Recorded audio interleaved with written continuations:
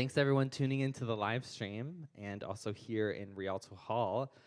My name is Eve. I am the symposium director. I am so happy to be hosting this conversation with these wonderful folks to my right for amazing, talented, interesting clap. Do it if you want. Thank you so much. Very polite clap. Yeah, as we settle into this discussion, it's going to be an amazing time. I want to ground our time together in an acknowledgement of where we are. We're in Jojage, the unceded territory of the Ganingahaga. This island has long served as a site of meeting and exchange amongst different nations, different peoples, and that's the context that Symposium, a place where we're also meeting and exchanging, takes place. I'm so excited about this talk. Do musicians have to be influencers to be successful? Great question. What do you think?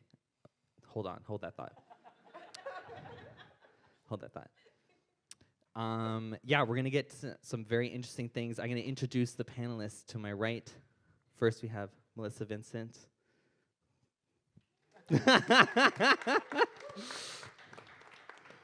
Hi, Melissa. Hi. Hello. Yeah, use the microphone. Hi. How are you? I'm good. How are you? Do you want to introduce who you are? I feel like it's nice to have people introduce themselves. Of course. I mean, I am really, really excited to have this conversation. I feel like this is the kind of thing that's always sort of top of mind, and it's rare to have spaces to really dive in. And I think the diversity of perspectives here might give us a lot to bite into. I'm a music journalist based in Toronto, broadly looking at the intersection of music and technology with intimacy, equity, community formation. I write for everybody on occasion. More recently, I've been doing some music doc work, and my background is in heavy music, which I always like to position off the top. So, Love that. Thanks so much. Next up, Star AH-MER-AH-SU. Hello.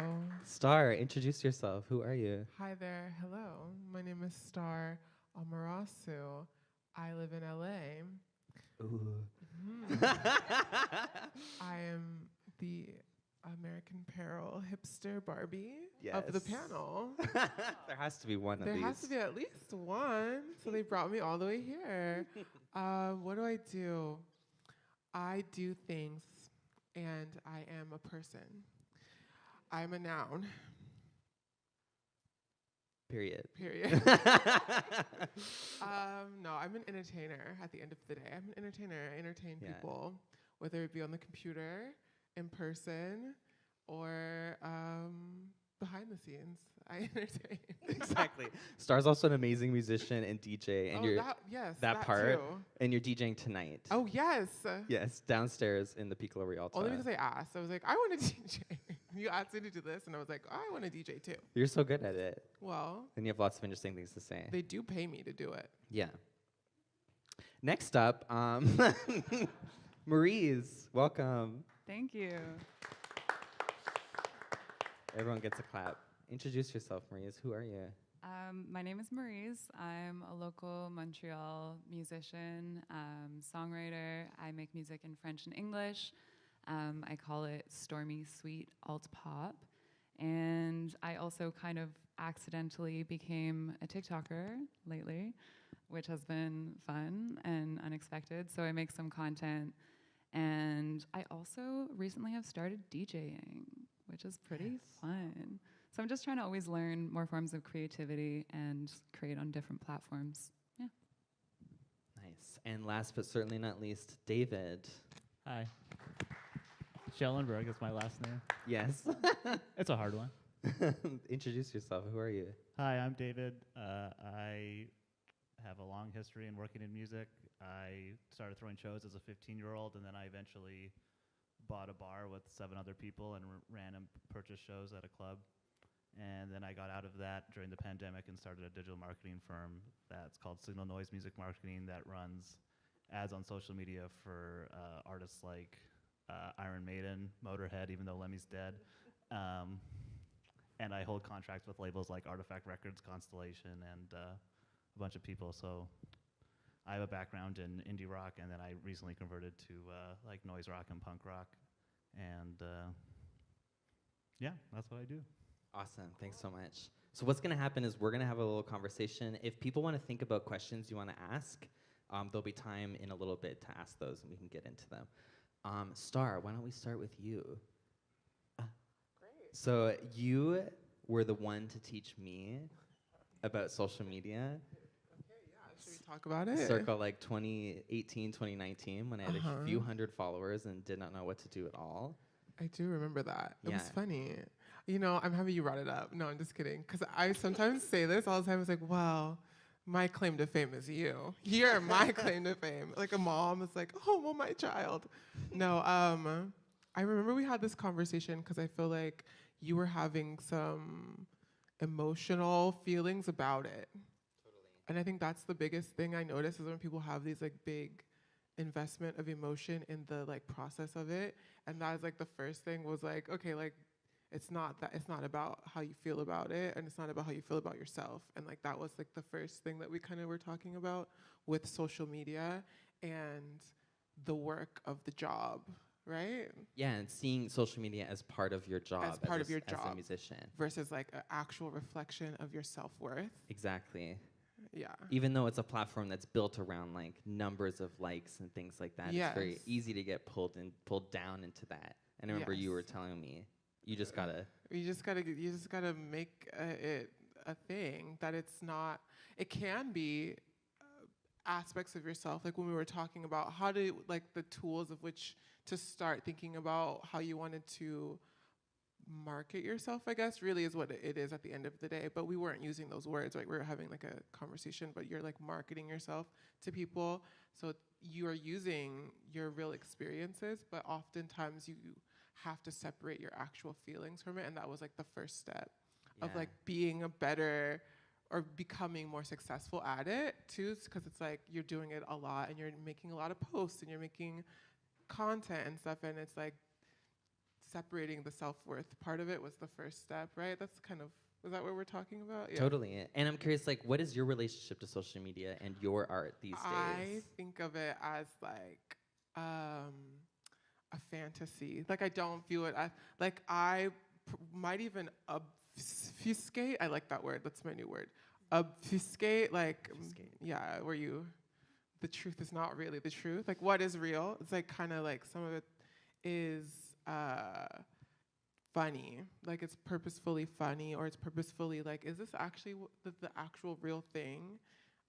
Because it's not an accurate reflection of my current mental health state. Sometimes, like a lot of my early social media presence was really much about emotions, and my art was very emotional, and so I would get a lot of weird messages from people that I didn't like, and like suicidal type of stuff that I just didn't have the capacity for. And so I had this therapist, and we talked a lot about how to stop that from happening. And I was like, I think I'm gonna just work on my presence online of like what I'm sharing and how I'm sharing it.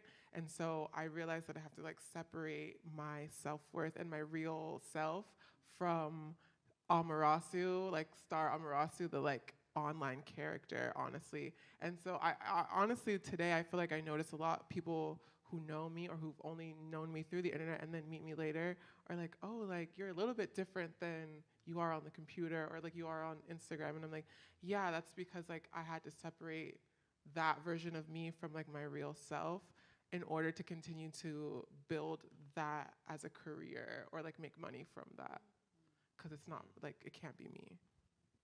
Melissa, you want to say something?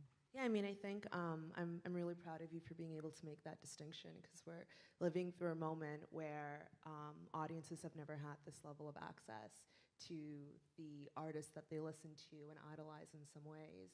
And we see that in the ways that these platforms are constructed, right? If we consider that Facebook used to have a timeline, on TikTok we have a For You page. This idea of like individualized curation makes it seem like the person in front of you is speaking to you and you alone. And I think under those conditions, those lines between how intimate is too intimate, at what point does it become invasive, becomes really blurry. Mm-hmm. And then on top of that, you know, when Instagram famously, I mean, they changed their algorithm pretty frequently, but prioritized it to focus on faces, then we also get this idea of vulnerability, this idea of just a person speaking to a camera. Our human likeness is something that can be gamified. It's something that like you're rewarded the more of yourself you put into it. And those things get boosted to the top of everybody's search feed. So I think to be an actual person in the middle of that storm is emotional. And it does require a lot of in-person renegotiations around like what you're seeing online is a product of a number of different things happening at once. It really is the product of like 3 major tech companies deciding how they want to build and develop and wield an audience, and then individuals, and then artists and musicians in particular right at the middle of it. Maryze, I'm curious what you think about all of this. Like, you and I have had lots of conversations about TikTok and emotional well-being, and I remember we hopped on the phone right after your video went mega viral, and we had lots of conversations. I'm curious, what's your relationship like to social media these days? Yeah, well, it seems like Eve is everyone's point person to go to for social media conversations. Eve is amazing. I am available for hire. Yeah. But yeah, it's been a really interesting learning experience because I think there is that level of, like Star was saying, wanting to keep not your full emotional self online because that can be really dangerous or harmful or exhausting. But then you also want to present your truest self in a way because you want people to connect with who you are. And I think people can tell pretty quickly on social media when there is a front. It's one thing to be, you know, like a character that you're creating and living that fantasy, which is wonderful, but it's a different thing to be, you know, fake online or trying to be something that you're not. And I think it's apparent pretty quickly. So the icicle TikTok that I did over winter in Montreal, it feels like such a silly thing to talk about because it was such a funny concept that I was just rating icicles around Montreal and how dangerous and deadly they were. And then all of a sudden, it was like in the news and like a reporter from CNN retweeted it and all this crazy stuff. And all of a sudden I had a widely larger audience. Like I just had a couple thousand or something followers.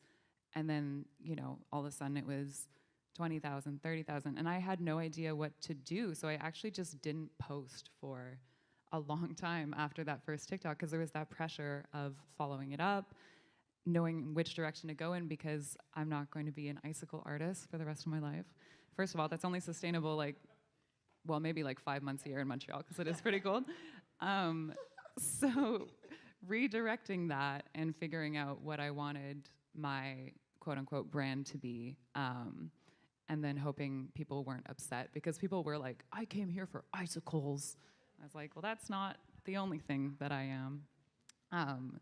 So yeah, I guess I'm still learning kind of how to, once you start building an audience who does expect certain things and want certain things, how to cater to that audience because you want to give your audience what they want, but also to inject my own creativity and things that are important to me and make sure that that is very much alive on my platforms because otherwise it just wouldn't feel good. And when I don't do that, it does feel very tiring. So yeah, trying to honor that.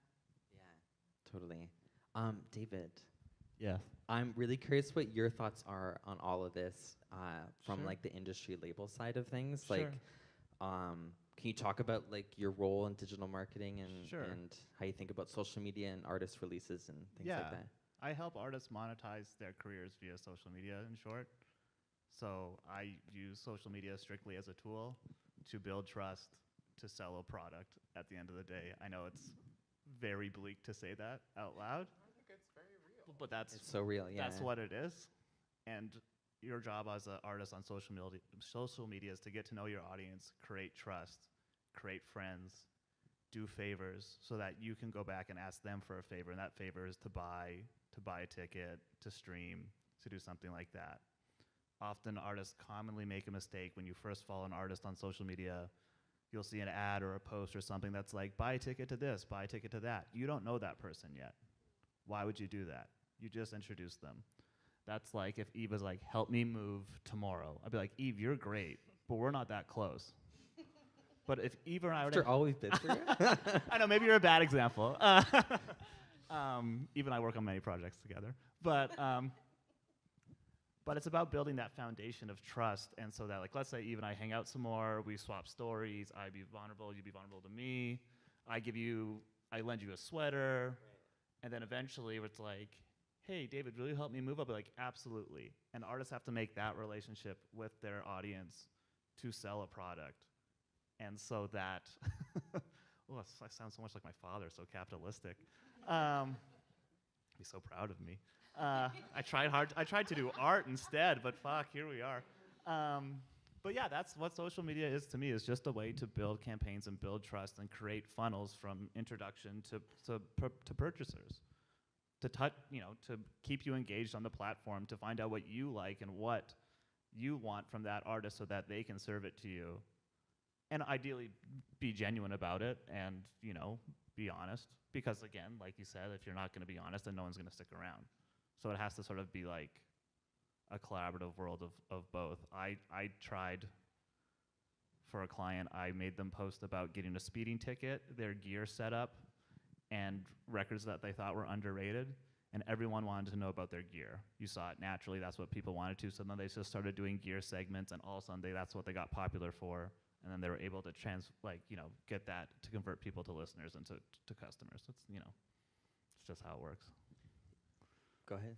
Oh, this just made me think about, yes, awesome, but also like if you're the product, then it's like the same, but it's a little different too, because like, I feel like that's the thing. It's like at the end of the day, like I'm the product. Like I'm selling myself. So it's like, how do I sell myself? Which is the thought process that I go through. And I was thinking about this the other day because recently, most of the castings that I've gotten, I get purely from social media. Like every single thing I've gotten, it's like I'll get a DM for somebody to ask for my email for them to send me the casting for the show, the runway show, the things, and I like just did New York Fashion Week, and like multiple things that I got were from Instagram reels that I posted, or like a reel of me walking the runway, then from New York Fashion Week had me the day before yesterday, I did a casting in LA for LA Fashion Week because of a reel I posted of me walking the runway. And it's like, so these kinds of things really kind of snowball too. I feel like if you're the thing that people want to buy, if it's you, then you like doing the job also helps like people want to book you for the same thing. It's kind of works like you were saying, it's the same thing. It's like having proof of concept is what I use my social media for also, kind of. It's like it's a proof of concept, basically. Yeah, and I think just the timing of it becomes its own sort of instrument that you can play with and figure out how you make that work in your best interest, because I think I'm really glad that you mentioned after seeing this sort of viral moment, you were able to take a step back, because I feel like there's a lot of pressure to keep producing and keep creating. And when that happens really quickly, you're trying to do that while simultaneously figuring out what kind of identity you want on that platform. And in order to build that level of trust, you have to have either some degree of consistency or a level of authenticity that feels like it's all connected. Which is hard to do. Like, people hire somebody like you to figure out how to do that. And typically, for the biggest stars in the world, it takes a huge team. And I think that sometimes, especially for rising artists, that illusion can be forgotten. That even Doja Cat lying on her bed making a TikTok like this seems like it's her doing that, but there is a massive team behind her that and like 15 takes of that. Exactly, yeah. 15 takes, like a strat plan that was put in place, a brief that was created, Doja's time sectioned out, like the infrastructure behind the scenes to get to that level of something that seems really honest. For artists on that level is just completely out of scale of what a lot of people can do. And then the question of investment too, like the time takes to create a TikTok or a reel or any kind of content, you know, it's not only the monetary cost, it's your time investment. If you need to work a second job, if you have other obligations, and you also need to figure out how to develop a strategy for the content you want to create, sectioning off time in your day to post it, to respond to it, to actually just take it through the full life cycle. It's a lot.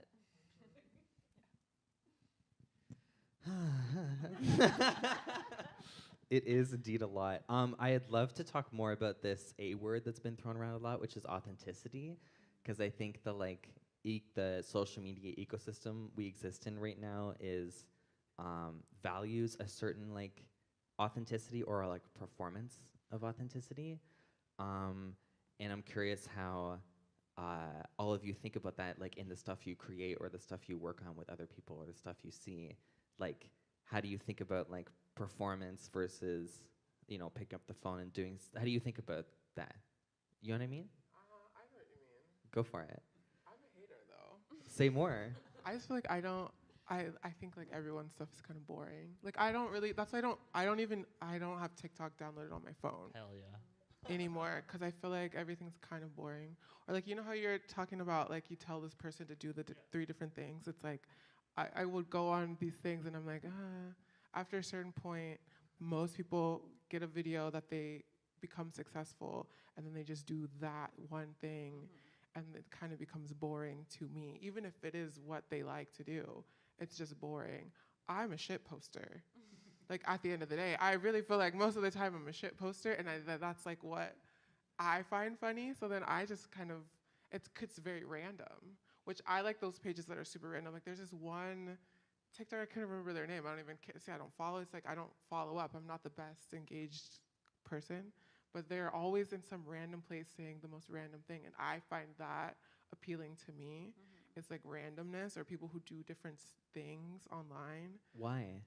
I think because that's what's authentic to me, maybe. I don't know. It's the idea that it's not some sort of same repetitive thing. I always do. Yeah, I'm all about that. Like when I get a video that has like lots of people, I usually, if I try to redo the same thing, it doesn't work. So I don't care anymore. My whole thing now too is like I've completely just like whatever I want to do is what I want to do. And I'll like make it, and I try to be as stupid as possible now. Like honestly, I think I'll just go to like, oh, whatever the thought is, and then I'll be like stupider. You know, like that's like the thing. And is it working? It definitely works. Definitely. Mm-hmm. That's my thought. But I love that, by the way. Stupider. But I found at first when I started using social media more for my art and what I was doing, I still, like, I like to post a lot of stupid stuff too, and I feel like I try to rein it in because I'm like, oh, people are gonna just, you know, think I'm a fool. But I realized that people actually, like, if they come to you for your music or whatever you're doing and they really like it, they usually do want to see more of you. So when you put in that kind of silly content of, you know, you doing something that is not related to do with your art, people really like that. But then it's also finding that kind of level of where you want to keep your own privacy, because I feel like sometimes I've gone too far into that or something, and then people almost sometimes think they know you, and then they'll like show up places, which can be weird, you know, just so keeping that kind of, figuring out where that line is, being authentic, being yourself, but also creating a boundary, which is difficult sometimes. But yeah, I think being authentic is definitely the most important, but drawing the line for yourself on how much you want to reveal and put out there. But then sometimes I did this thing on TikTok recently where I was like, there's this horror movie, I'm trying to remember what it is. Here are the details of the movie, can anyone help me find it? And people were like, she's trying to market something like her next music video, this isn't real. And I was like, no, I really just want to find this horror movie. And people, I think, are also starting to be conditioned to think that we're always trying to sell them something. So that's another interesting thing I've run into. That's funny because that would be a great way Now to I'm market kind of something. putting out. I am kind of putting out a horror music video soon, so I guess it kind of happened actually. It is a very weird system because we're at this moment where people don't want to feel like they're marketed to, but that means that musicians have to be and artists have to be more and more like creative about how we like do this in a way that is not here, go buy, or like here's a song out now. I kind of disagree with you. Okay, go. I think people are well aware that they're being marketed to all the time on social media all the time. I used to run these ads that were just to develop fans and get people engaged via and watching a video. And I used to come up with like some stupid clickbaity thing for you to stop you so you could watch it. But now you know that you're getting served ads like every third post or something like that. You're ready to see it. So it just has to be something that's actually good. And I think that's the most important thing when we're talking about music is it has to be good. And good music will prevail even if you're an influencer or not. Good music is good music and no matter what. Yeah, exactly. So good shit, even if it's an ad, will still catch your eye and will still get you engaged.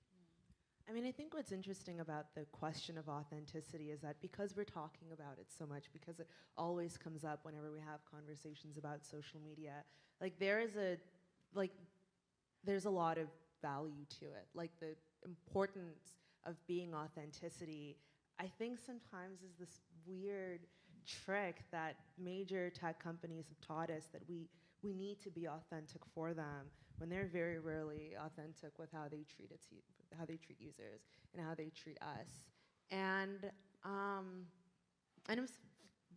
going to try to say this for the first time because I don't know if they deserve everyone's authenticity 24/7, right? Like what has TikTok and Instagram done to deserve that for musicians?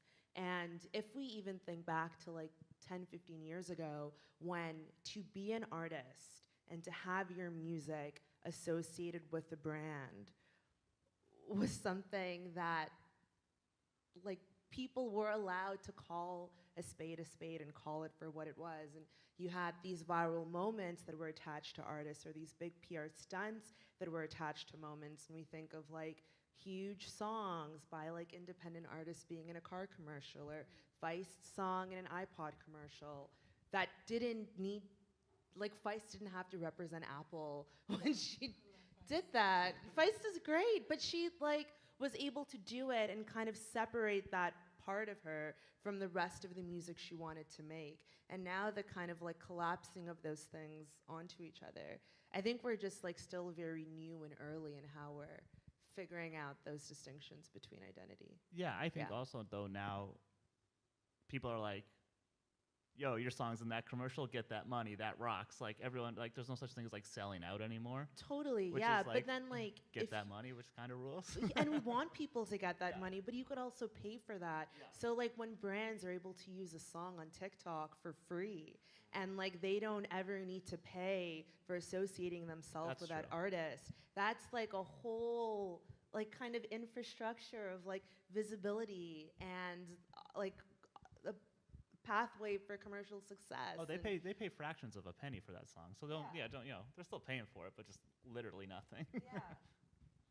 Well, that's a conversation about music licensing and apps, and less about, well, you know what I mean? Like that's the music licensing thing. Yeah, a whole other. That's another panel. Not to I'm negate gonna your write point, it down but for an yes. idea for next But year. that is like is there a music licensing panel that's happening? What's funny, yesterday we had a panel about like syncing for TV and film and pitching your music for that. And we had a little conversation about various like lawsuits that have happened against TikTok like back in 2020 and stuff. But it's funny because the settlements of those things, you have to be with certain like publishing infrastructure in order to like get access to the settlements that are happening. And still regardless, now we have this system where we have songs that you can use on TikTok but it is different. Like if you're a business account, you can't use certain songs.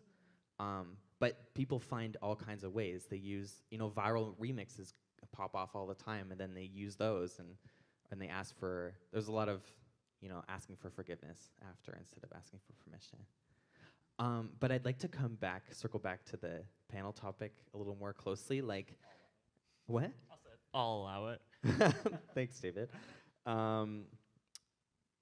Like, do we think that artists have to be content creators on social media to be successful? Is that like a fact of our current moment, or is it more flexible?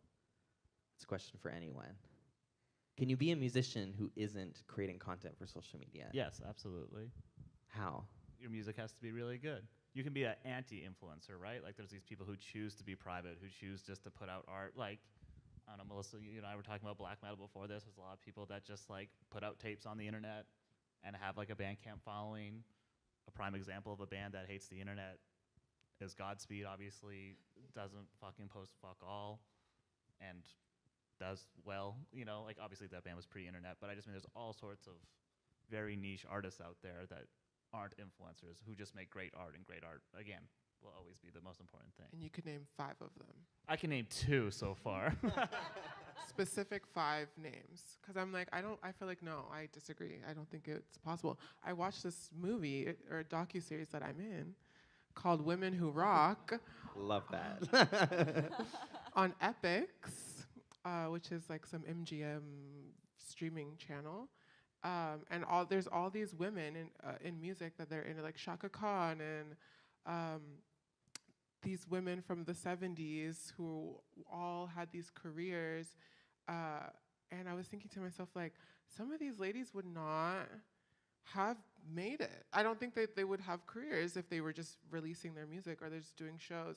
Even thinking about, like, Bikini Kill, it's like they were doing shows in real life and people were going to the shows, and that is how they have the career. And Kathleen Hanna's on the computer currently posting and making posts and stuff. And it's like, if they weren't doing that, I don't know if it would have popped off. If the ways in which people engage with like activism or different things online is such a big part of people's lives that I feel like a lot of people's careers would not be their careers if they didn't do it. What are we defining as content creation here? Just posting? Because, like, yeah, you can have a band account and just post, but I mean, like...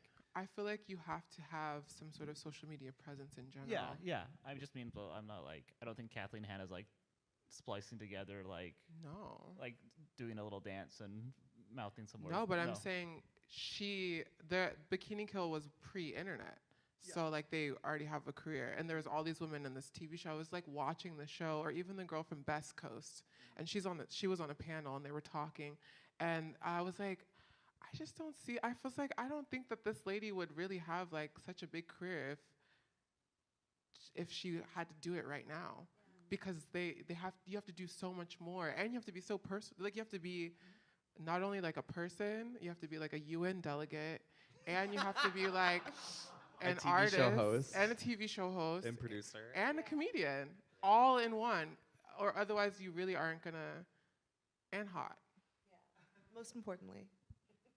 Sorry. I mean, I think like the bar is just set so high, and the field is just so saturated, and like I don't think in popular music it's ever been quite so difficult to just cut through the noise and get your music or your art or whatever it is that you're working on to the top. But I think to the point of like, do you need to be a content creator? I mean, that means a number of different things. On the one hand, I'm like, if you don't want to touch any of the other social media, which as an artist you are entitled to do, no one is forcing you to do that. You also need to accept a certain framework and ecosystem for your art by your decision to reject doing that, which is also fine.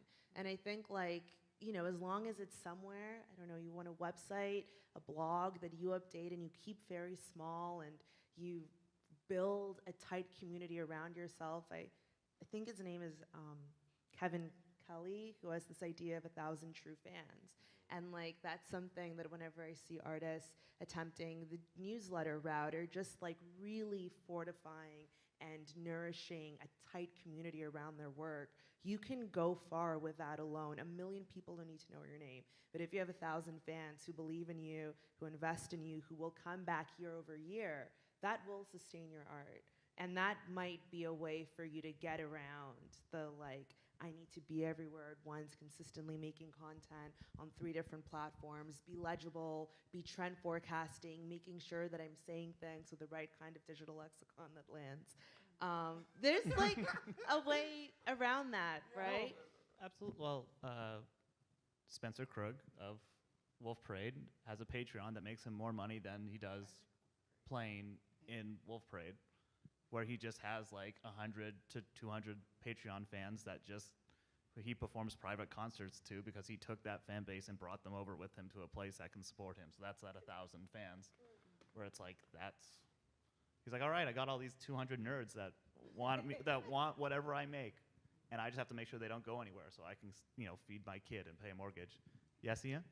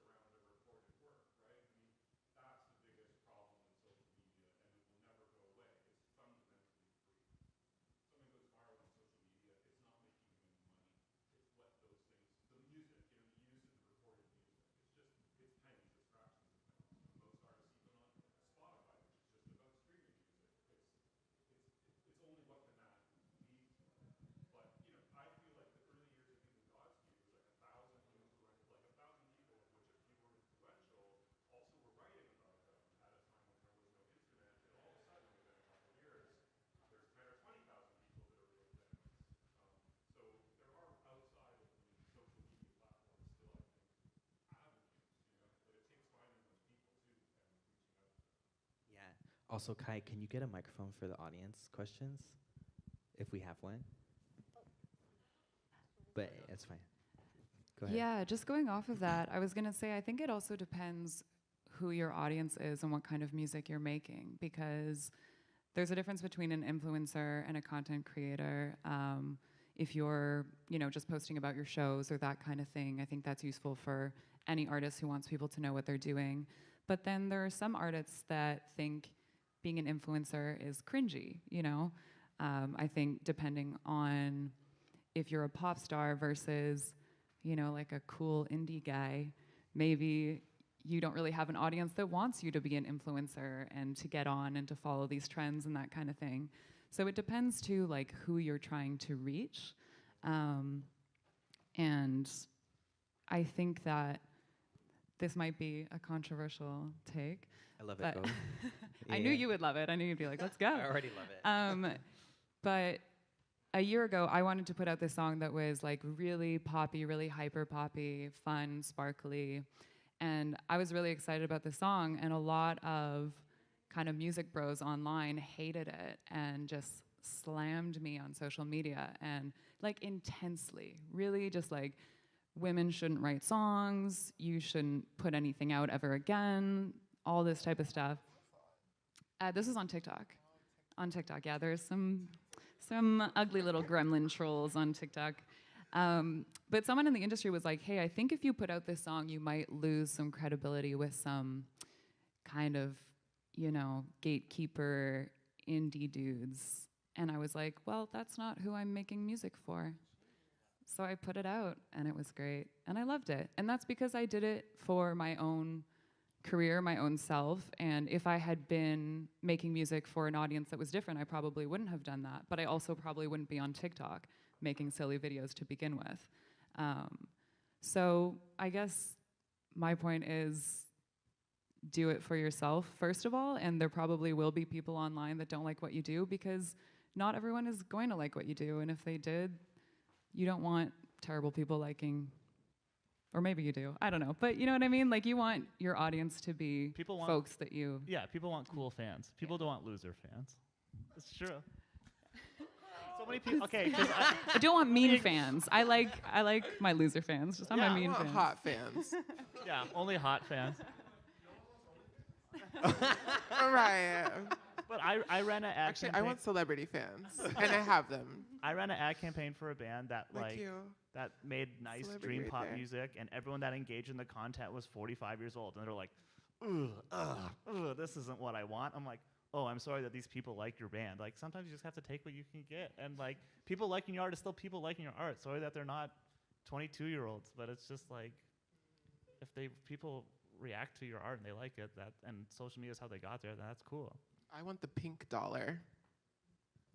Say more for Let's those who talk aren't about aware it. of the pink The dollar. gay dollar. Yeah. Pink dollar. That's where I'm putting my money in. The LGBTs. Yeah. Anyway, sorry. That was a joke. Okay, never mind. We're also going to get to more audience questions in a second, so I encourage you to think of things to ask, and we'll turn to you in a minute.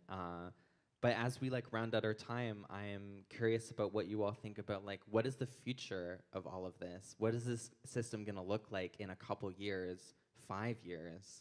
Is there going to be more pressure for independent or signed artists to be content creators? Is that going to shift? What do you all think? What's the future? It's going to shift back. Shift back? Yeah, the pendulum's going to swing the other way, and people are going to kind of just get tired of seeing a bunch of bullshit posts, and people want some just everyone's going to be able to take a step back. The algorithm's going to sort of because I think it's not going to come with our generations, but it's going to come with the kids who are 10 to 15 years younger than us, who are going to be whose parents have social media, because they don't want to be on social media. That's where their parents are. That's cringe. And so that's going to change. Whereas then you just have to post once a week on the grid on Instagram to keep your algorithm going. It will be 2 weeks. It'll be a month. And they'll just try and change everything so that you stay around, and so that you still use the platform, so they still have someone to advertise to.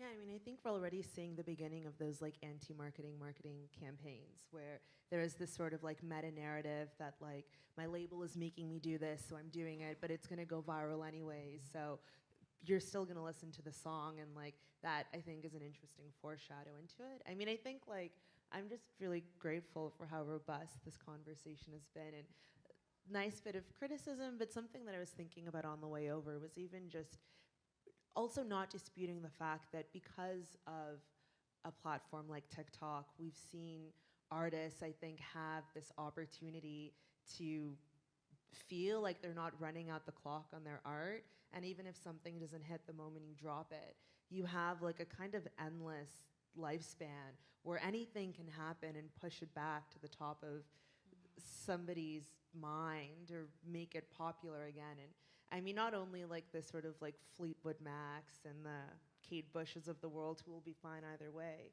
but you can be a relatively mid-level, mid-2000s star who had one hit, and a 14-year-old discovers it, because if it's bangs, it bangs.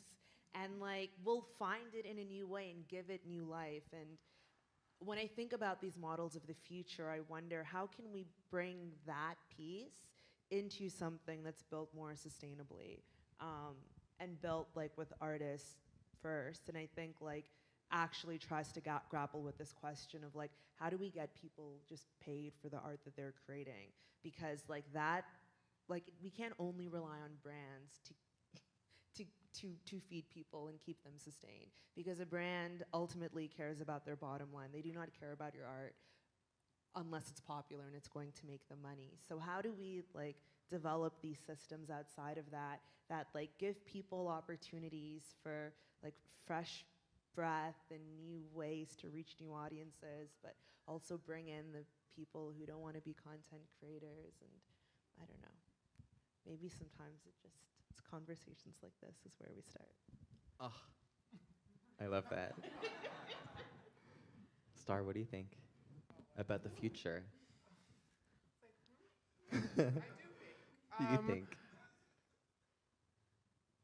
I was thinking about a lot while you were talking. I was just like, oh. I feel like the job in music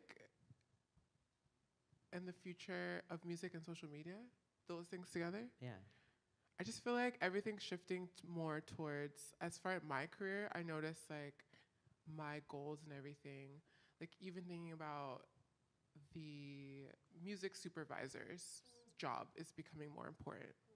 That's kind of where my mind goes of like, in general, people who are job is as a music supervisor for television or Spotify playlist curators or people who work at these companies on the music sides of all of these apps and stuff because they have departments, as those people's jobs will become more important because they're the people that kind of push certain songs.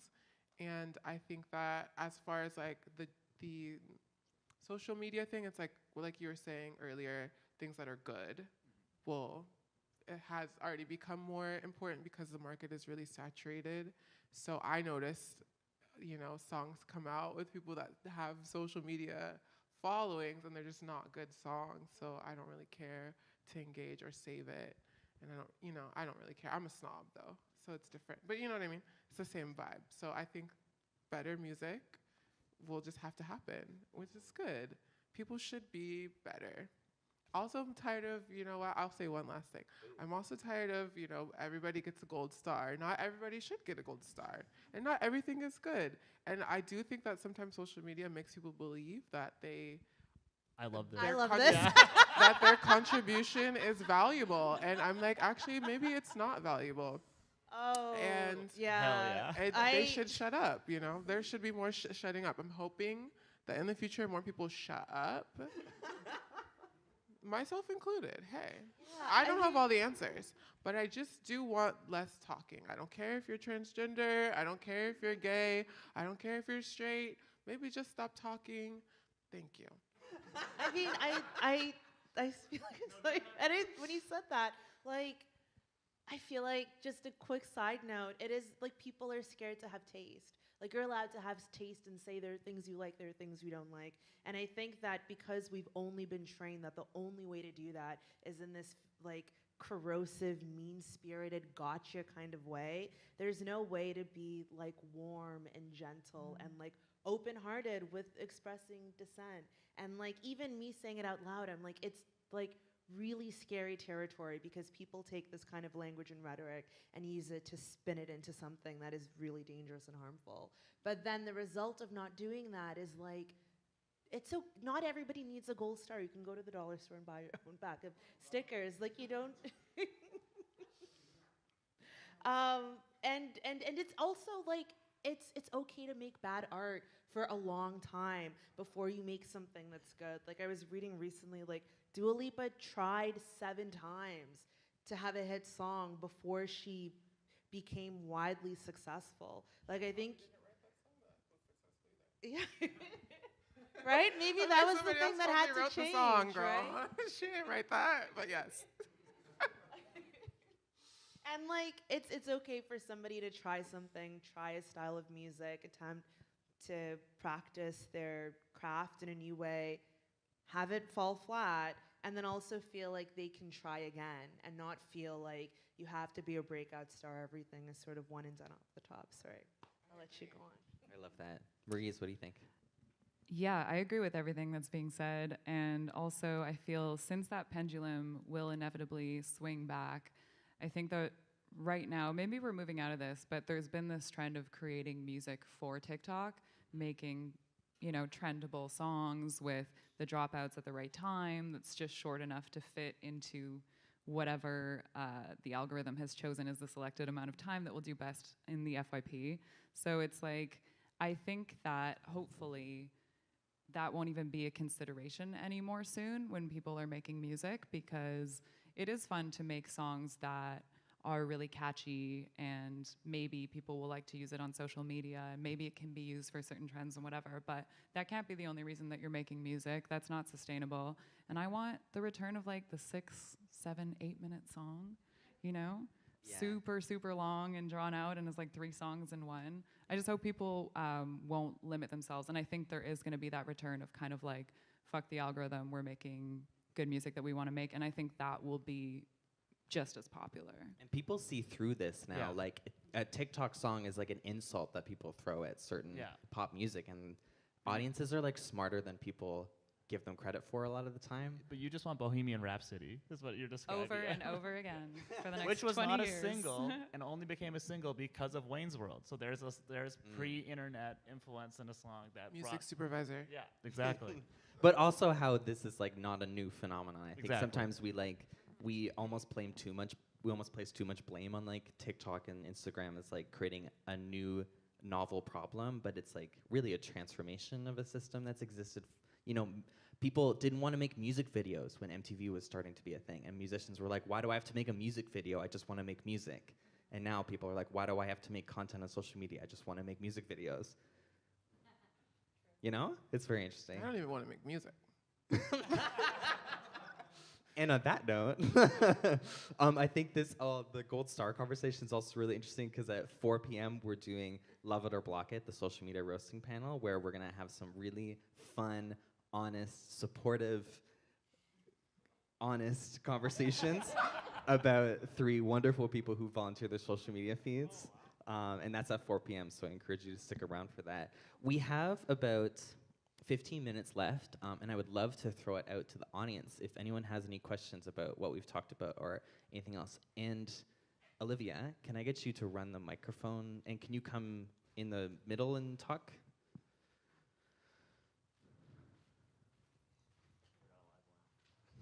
Or like somewhere in between. We just want to make sure our live stream viewers can also hear your question. Hello. Go for it.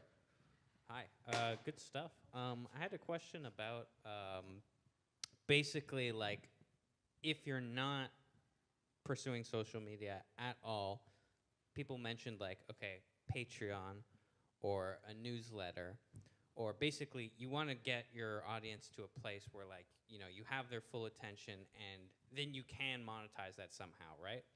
But the thing I see there is like, okay, you need to get somebody to the newsletter or to Exactly. the Patreon first, right? Like you if you just start a Patreon, like I don't think Patreon is going to advertise for you, right? Like, so the relationship I kind of see is like, okay, like when you play live, for example, you could like have people sign up for those things. You sign up for the newsletter, like, you know, I've heard of that happening.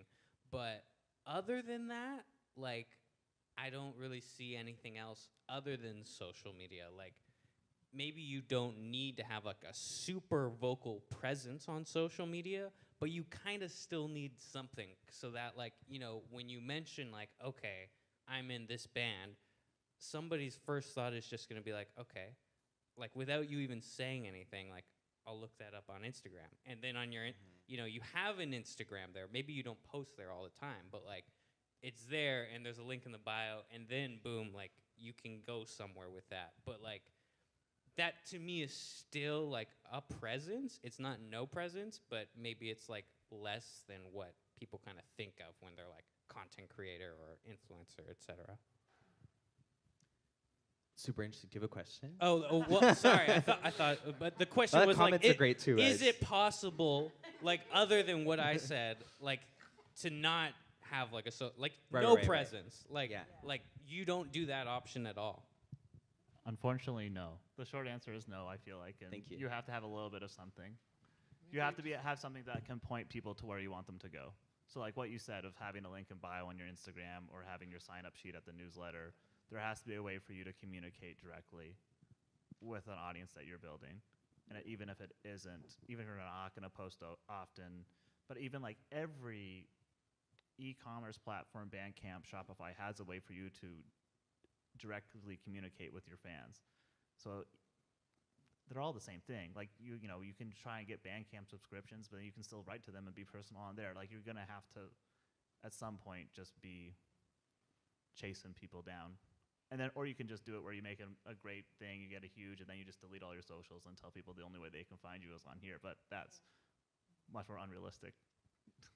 Yeah, I mean, I think like if there's a real allergy towards participating in some of those spaces, I mean, something as simple as like relationship building and like networking with other digital communities that are more vibrant is a way for you to kind of like bypass needing to upkeep your own platform, and maybe you have a good friend who is devoted and they can like toss you a few bones every once in a while and announce new music or announce a show.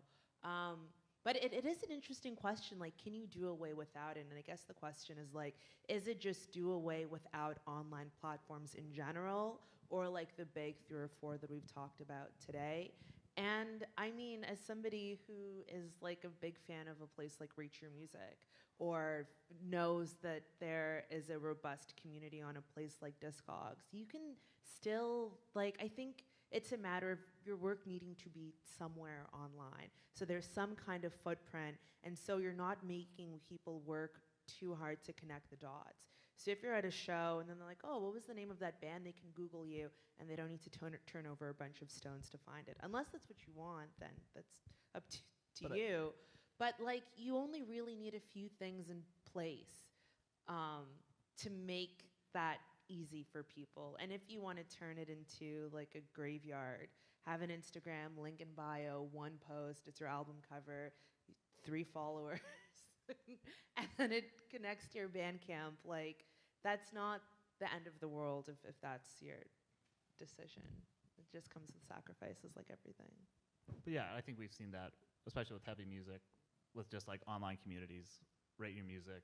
There's that band Chat Pile that just, you know, exactly, that just got big off Rate Your Music. Like, they put their songs up on Spotify, and it just lucked out, right? Like, it was just someone wrote a good review, they became the album of the day on Rate Your Music. And yeah, and I think about, like, I mean, even in heavy music communities, particularly in metal communities, like, some of the biggest bands do not have social media, like, at all, and will put out records that will sell out right away. You have to be on a subscriber list to even get a chance to buy this record or to buy a cassette. And like, they're fully functioning communities. If these bands play a show, they're sold out. And it is outside of that because like, and I don't think it's only metal, like crate digger communities, like different dub communities, like there are ways you can collectivize online without relying on the platforms we think we have to. So yeah, I don't know, maybe it's a good exploration if you're ever bored on a weekend. Cool, thank you so much. Does anyone else have a question? Come on down to the microphone. Thank you, Olivia. Sit down too. Hey. So yeah, there's a lot of talk around the quantity over quality dilemma with social media, and you know, playing off this idea that maybe people only have so much attention they can give to something, or so much dopamine that they can absorb from things. What are thoughts around whether or not that fan base that's really engaged in social media would just get that sense of engagement and that sense of entertainment from social media alone, in lieu of going to a live show and contributing to the live experience? Can you say that again? Sort of, what are thoughts around whether that fan base that's really engaged in social media will just stay in the social sphere as a way of feeling they're contributing or engaging with the art, as opposed to going to a live show or a live performance and detracting from that experience? So you're wondering if fans engage with music and musicians on social media, if that can actually detract from people wanting to go to the live experience? Yes, exactly. Interesting. all the time. See it all the time. People, like, I don't know. I don't want to go to some show with a bunch of teeny boppers for a band that, you know, like, what's that lyric from Sloan? It's not the band I hate, it's their fans. That's always been a reality for a long time. You know, that song, that reference that Sloan has, that song's about the tragically hip.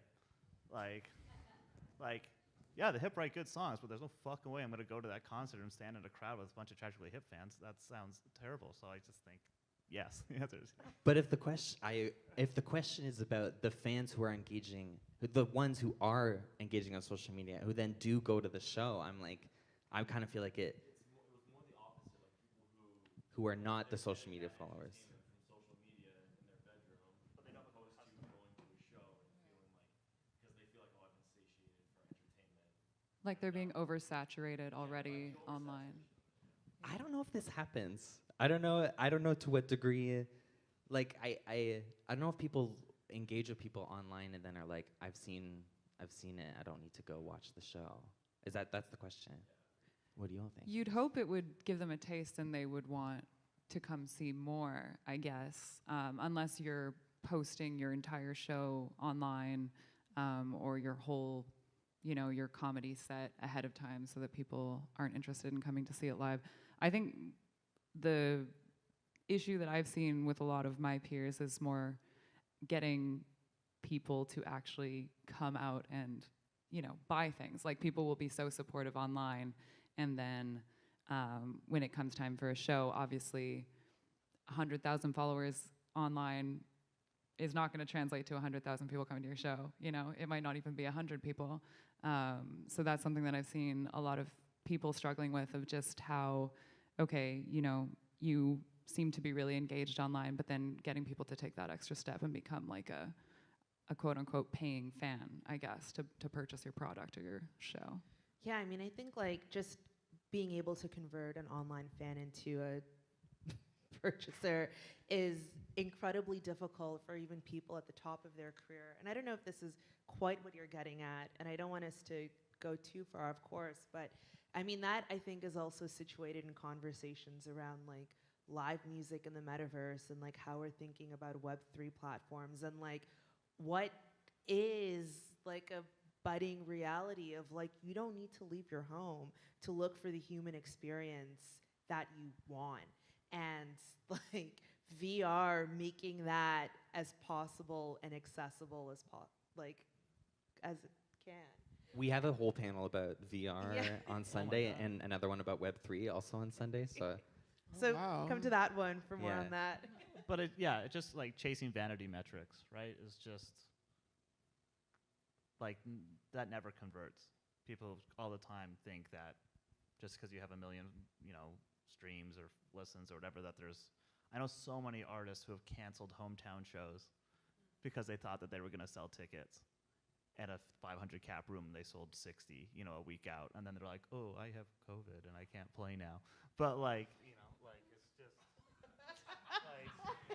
it's just so bleak. Where people think they have fans from these vanity metrics from the internet, and they don't actually.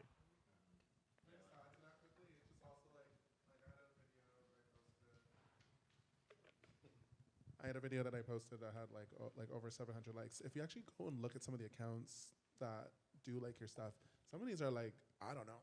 Like, yeah, they look like bots. They look like, anonymous 14-year-olds. Anonymous, like I'm just like, who is this, And so I think that misperception that every person that is following or liking your stuff is a person is a misconception in itself. And that's literally what I do for my job, is make sure that doesn't happen to people. Yeah. Everyone should listen to Arflex's music, by the way. They're a really great artist, just saying. Yeah, well, let me move on to one more question, and then we have to wrap up. Yeah, so I have a question. Maybe it's more specifically towards David, but we were talking about like the anti-marketing kind of movement that's starting in the future and how it should shift back, maybe, hopefully or not. But we're exactly in this right now with my band, and we're like, to answer also this person's thoughts, like we were considering just being on Bandcamp, just putting our videos on Vimeo because they don't fucking compress and change the frame rate and all that. and like IG just told us we didn't have the copyright to our own song, and like the only way we can do is just dispute, and they say thank you and you wait 7 days, and we're like, fuck, man. So we were considering that route, which is possible, but we were also had all these other ideas of strategies that are totally implemented in these new platforms. Which were more like not sarcastic, not like, hey, I have to do this, so I'm gonna take the tone and then do it, like more totally punk. And like you said, you work for Constellation, and I was wondering, like things like giving Spotify your album but putting a fade out on every fucking song, and like things like that. Like we were or like Nathan For You things, like starting a fake Spotify account, and we're like, how like deep do we go into this? Do we consult a lawyer? How much can we diss them? Because like right now, that's what we're doing.